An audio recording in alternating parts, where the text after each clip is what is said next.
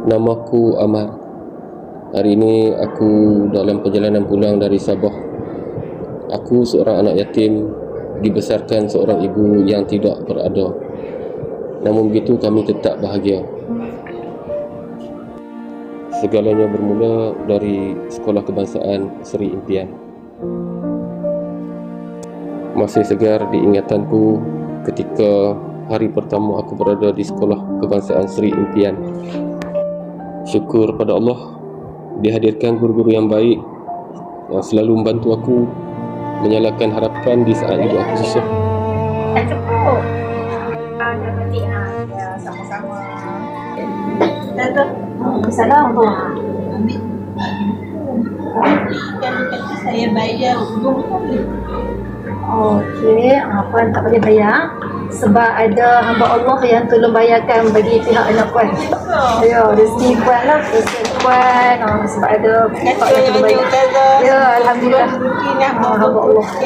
Ya, sama-sama.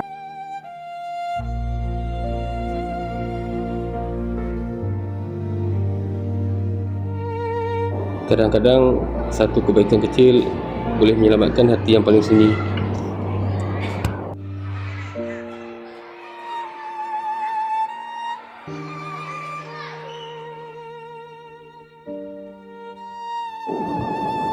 Ayah dah tak ada, kawan pun tak ramai, tapi bola ni satu-satunya yang tak pernah tinggalkan aku. Sehinggalah Amar, mai sini. Mas, nak main bola kau ingat? Kalau nak main, nanti turun. Main padang, cikgu panggil turun. Okey, baik, kenap.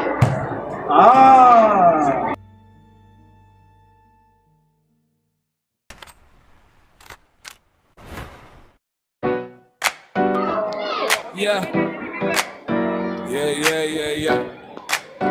Yeah. Oh. Yeah. Yeah. Yeah. Yeah. Bangun awal, mata berat, air sejuk, terus sedar orang lain masih mimpi. Aku tulis nasib sendiri, buku koyak penbiasa, tapi cita-cita luar biasa.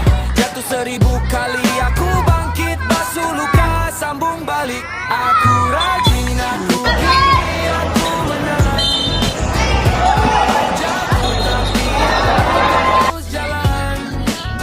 Langkah kecil jadi jalan yang panjang. Hari esok milik hati yang tak senang. Yeah, kita menang, kita menang. Oh, oh, oh, oh, oh. Yeah, yeah. Oh, oh, oh, oh. Yeah. Yeah, yo, kawan kata, bro. Rezeki datang. Pulau Pinang, aku pulang.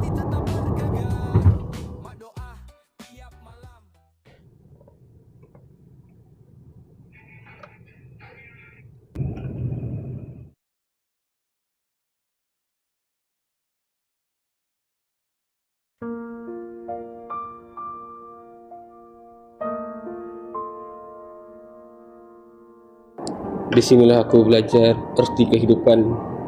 Kini aku berdiri sebagai guru di sini. Cikgu, saya berjanji akan menyambung tugas dan bakti cikgu di sini dengan sepenuh hati dan jiwa saya.